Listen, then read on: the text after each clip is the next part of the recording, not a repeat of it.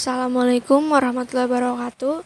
Alhamdulillahirrabbilalamin. Wabihi nasta'in wala umuri dunya waddin wa ala alihi washabbihi ajmain. Amin ya Allah ya rabbal alamin. Jadi materi kali ini mengenai sosiologis dan antropologis pendidikan. Pengertian landasan sosiologis dan antropologis dalam pendidikan, yaitu landasan sosiologis mengandung norma dasar pendidikan yang bersumber dari norma kehidupan masyarakat yang dianut oleh suatu bangsa. Namun, untuk memahami kehidupan bermasyarakat suatu bangsa, kita harus bisa memusatkan perhatian pada pola hubungan antar pribadi maupun antar kelompok dalam masyarakat tersebut.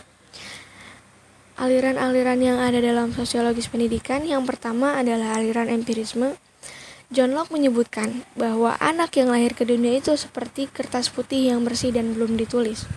Yang kedua ada aliran nativisme. Schopenhauer berpendapat bahwa perkembangan individu itu ditentukan oleh faktor-faktor yang dibawa sejak lahir. Yang ketiga yaitu aliran naturalisme. J.J. Rousseau mengemukakan bahwa naturalisme itu mempunyai pandangan bahwa setiap anak yang lahir di dunia mempunyai pembawaan baik. Namun, pembawaan tersebut itu akan menjadi rusak karena pengaruh lingkungan, sehingga naturalisme sering disebut negativisme. Yang terakhir ada aliran konvergensi. William Stern berpendapat bahwa aliran ini merupakan kombinasi dari aliran nativisme dan empirisme.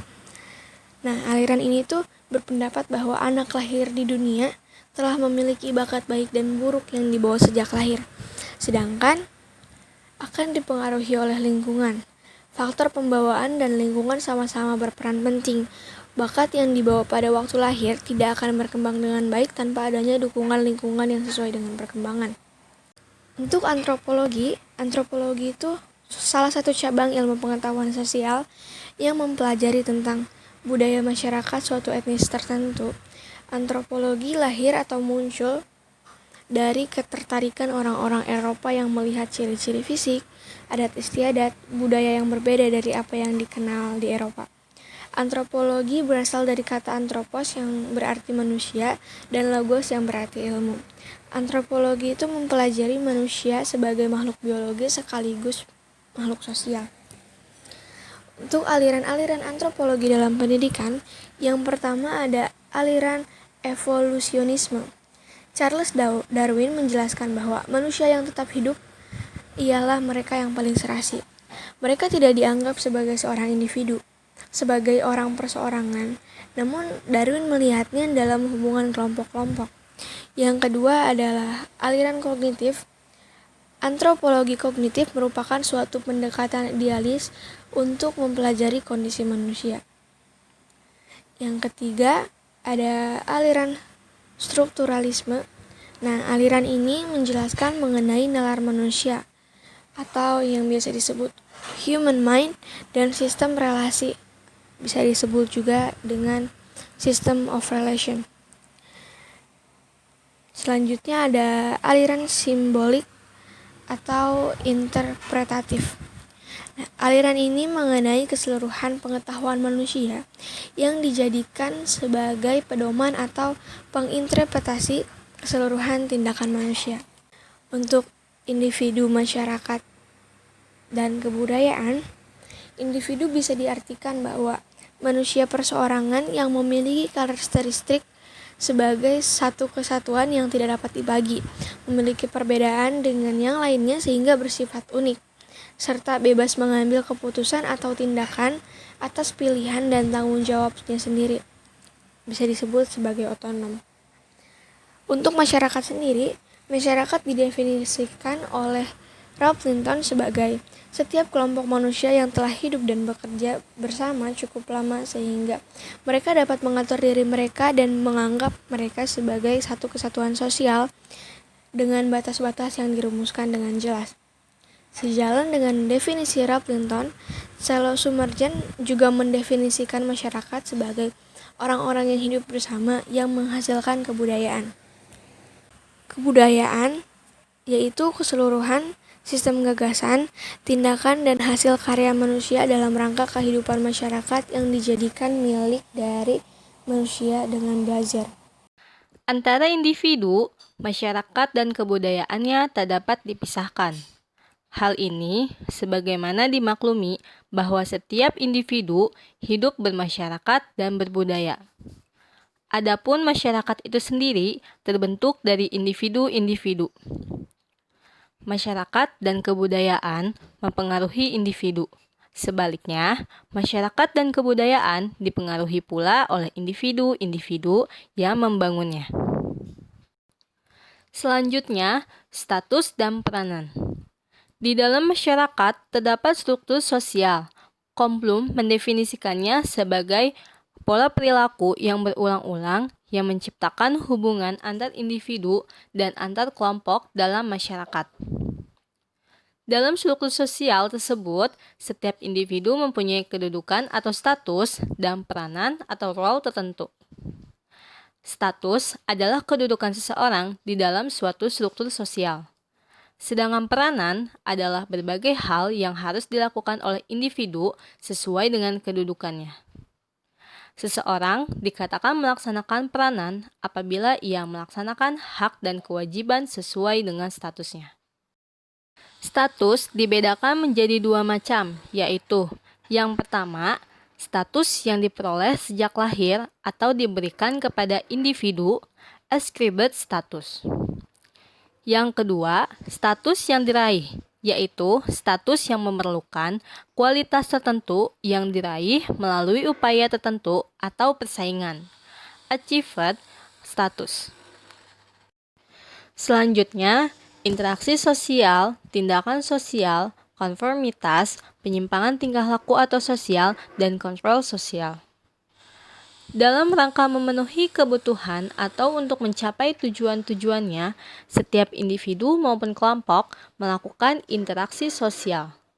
Adapun dalam interaksi sosial tersebut, mereka melakukan berbagai tindakan sosial, yaitu perilaku individu yang dilakukan dengan mempertimbangkan dan berorientasi kepada perilaku orang lain untuk mencapai tujuan tertentu. Pengertian dari konformitas yaitu bentuk interaksi yang di dalamnya setiap individu berperilaku terhadap individu lainnya sesuai dengan diharapkan kelompok atau masyarakat. Sedangkan pengertian homogenitas yaitu adanya kesamaan dalam nilai, harapan, dan perilaku individu di dalam masyarakatnya. Pendidikan, sosialisasi, dan enkulturasi. Upaya mempertahankan kelangsungan eksistensi masyarakat dan kebudayaan, agar tetap tercipta konformitas dan homogenitas di dalam masyarakat dan umumnya untuk menjaga kelangsungan eksistensi masyarakat serta kebudayaannya, maka terhadap generasi mudanya, masyarakat melakukan apa yang di dalam sosiologi disebut sosialisasi, socialization, atau apa yang di dalam antropologi disebut enkulturasi, enculturation. Berbagai peranan harus dipelajari oleh anak, individu anggota masyarakat, melalui proses sosialisasi. Adapun mengenai kebudayaan, perlu dipelajarinya melalui enkulturasi. Jika anak tidak mengalami sosialisasi atau enkulturasi, maka ia tidak akan dapat berinteraksi sosial. Ia tidak akan dapat melakukan tindakan sosial sesuai status dan peranannya serta kebudayaan masyarakat. Sosialisasi dan enkulturasi. Ditinjau dari sudut masyarakat, sosialisasi dan enkulturasi merupakan fungsi masyarakat dalam rangka mengantarkan setiap individu, khususnya generasi muda, ke dalam kehidupan bermasyarakat dan berbudaya. Menurut Peter L. Berger, sosialisasi adalah suatu proses di mana anak belajar menjadi seorang anggota yang berpartisipasi dalam masyarakat. Sedangkan enkulturasi adalah suatu proses di mana individu belajar cara berpikir, cara bertindak, dan merasa yang mencerminkan kebudayaan masyarakatnya. C. Pendidikan sebagai peranata sosial. Theodorson GA mendefinisikan peranata sosial atau social institution sebagai an interrelated system of social roles and norms organized about the satisfaction of an important social needs or function. Atau dapat diringkas, pranata sosial adalah perilaku terpola yang digunakan oleh suatu masyarakat untuk memenuhi berbagai kebutuhan dasarnya atau basic needs. Jenis pranata sosial. Setiap anggota masyarakat atau individu mempunyai berbagai kebutuhan dasar, misalnya kebutuhan akan metabolisme, reproduksi, keamanan, kesehatan, dan sebagainya. Kebutuhan-kebutuhan dasar ini akan dipenuhi dalam bentuk respons budaya, penyediaan makanan, kekerabatan, perlindungan, pendidikan, dan sebagainya. Respons ini akan memiliki kesamaan polanya dalam suatu masyarakat tertentu. Pola respons yang terstandar ini disebut pranata sosial. Terdapat berbagai pranata sosial, antara lain pranata ekonomi, pranata politik, pranata agama, pranata pendidikan, dan sebagainya.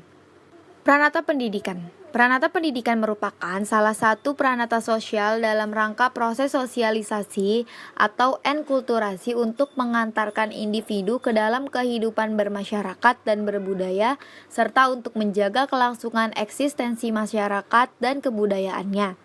Melalui pranata pendidikan, sosialisasi atau enkulturasi diselenggarakan oleh masyarakat, sehingga dengan demikian eksistensi masyarakat dan kebudayaannya dapat bertahan sekalipun individu-individu anggota masyarakatnya berganti karena terjadinya kelahiran, kematian, atau perpindahan. D. Pendidikan informal, formal, dan non-formal. Faktor-faktor pendorong perlunya pendidikan seumur hidup adalah karena adanya keterbatasan pendidikan sekolah, terjadinya perubahan masyarakat dan peranan sosial, pendayagunaan sumber pendidikan yang belum optimal, yang dikatakan oleh Ondang Muchtar pada tahun 1991.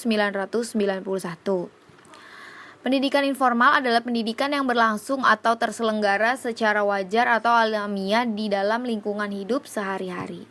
Pendidikan informal dibagi menjadi dua. Yang pertama, pendidikan informal di dalam keluarga. Keluarga merupakan unit sosial terkecil yang bersifat universal, artinya terdapat di setiap tempat dimanapun. Dalam arti sempit, keluarga juga bisa didefinisikan sebagai unit sosial yang terdiri atas dua orang, suami istri atau lebih, ayah, ibu, dan anak. Ya, selanjutnya itu fungsi keluarga. Fungsi keluarga memiliki berbagai fungsi, antara lain fungsi afeksi, fungsi biologis, fungsi proteksi, fungsi ekonomi, fungsi pendidikan, fungsi religius, fungsi rekreasi, dan sebagainya. Namun, menurut antropolog bernama George Peter Murdoch, dalam kurung Sudarja Adiwikarta 1988, terdapat 4 fungsi keluarga yang bersifat universal, yaitu 1. Sebagai pranata yang membenarkan hubungan seksual antara pria dan wanita dewasa berdasarkan pernikahan. Kedua, mengembangkan keturunan. Ketiga, melaksanakan pendidikan.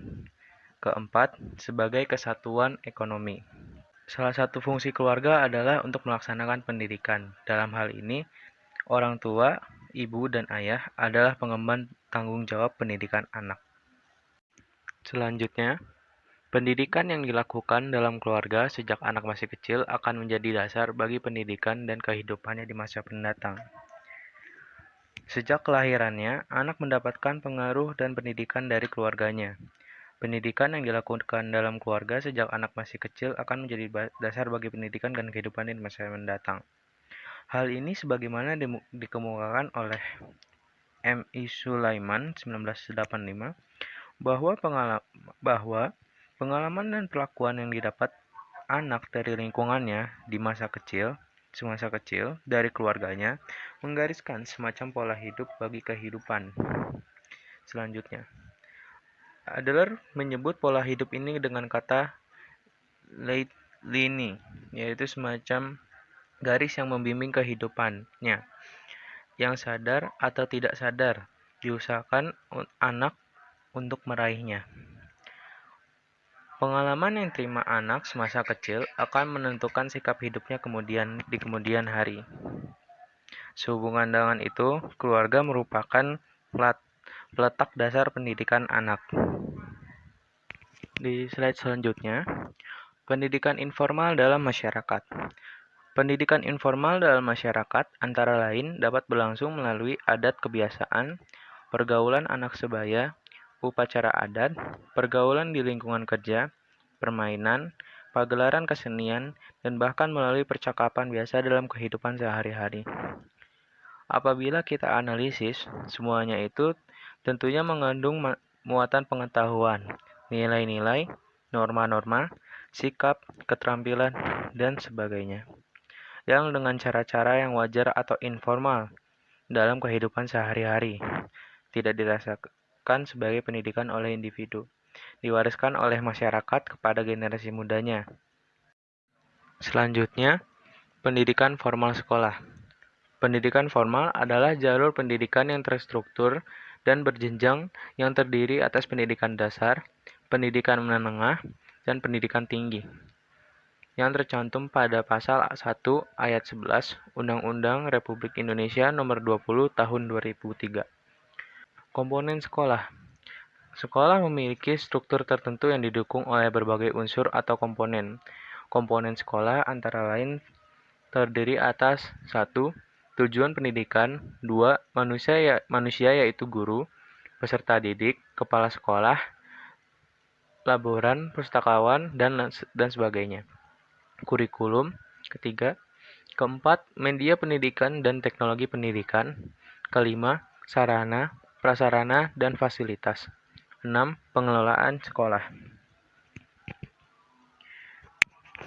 3 komponen utama sekolah sebagaimana halnya madrasah yang menjadi syarat agar sekolah dapat melaksanakan fungsi minimumnya yaitu 1. Peserta didik, 2. Guru, dan kurikulum. Namun demikian, dewasa ini idealnya struktur sekolah memerlukan dukungan berbagai komponen dan tidak hanya didukung oleh 3 komponen tersebut. Selanjutnya, sekolah memang adalah lembaga pendidikan formal. Tetapi, barangkali perlu disadari bahwa formalitas sekolah itu jangan sampai mengurangi makna pendidikan dalam rangka sosialisasi, enkulturasi, dan sebagainya, yang secara keseluruhan disebut dengan istilah humanisasi.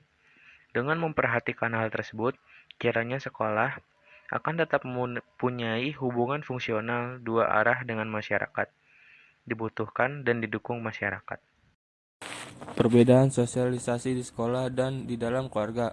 Menurut George Herbert Mead, manusia yang baru lahir belum mempunyai diri self manusia.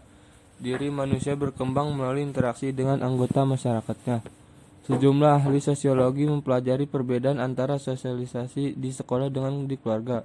Robert Durbin misalnya, ia mengemukakan 4 perbedaan aturan yang dipelajari anak di keluarga dan sekolah, yaitu kemandirian atau independence, prestasi atau achievement, universalisme atau universalism, dan terakhir specificity atau specificity. 3. Pendidikan non-formal. Pendidikan non-formal adalah jalur dilaksanakan secara terstruktur dan berjenjang dari Pasal 1 Ayat 12 Undang-Undang Republik Indonesia Nomor 20 Tahun 2003. Pola sikap guru kepada siswa dan implikasinya terhadap fungsi dan tipe guru. Dari David Hargreaves Sudarja di 1998 mengemukakan 3 kemungkinan pola sikap guru terhadap muridnya serta implikasinya terhadap fungsi dan tipe atau kategori guru. Pendidikan, masyarakat, dan kebudayaan. Sebagaimana telah dikemukakan pada uraian sebelumnya, perlu disadari bahwa peranata pendidikan baik tujuan, isi kurikulum, cara-cara pelaksanaannya, dan seterusnya, hendaknya dengan keadaan serta harapan lingkungan masyarakat dan kebudayaannya. Dalam hubungan dengan keadaan serta harapan masyarakat dan kebudayaannya, peranata pendidikan memiliki 2 fungsi utama, yaitu fungsi konservasi. Dalam hal ini, peranata pendidikan berfungsi untuk mentransmisikan atau mewariskan atau melestarikan nilai-nilai budaya masyarakat dan mempertahankan kelangsungan ekstensi masyarakat. Yang kedua, fungsi inovasi atau kreasi atau transformasi. Pola-pola kegiatan sosial pendidikan.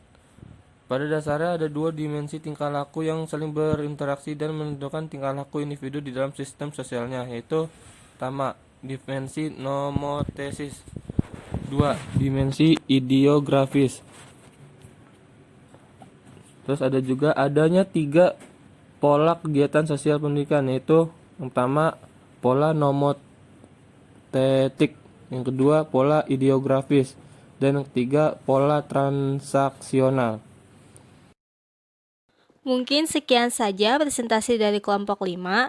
Saya mewakili anggota yang lain mengucapkan terima kasih. Wabillahi taufik wa hidayah. Wassalamualaikum warahmatullahi wabarakatuh.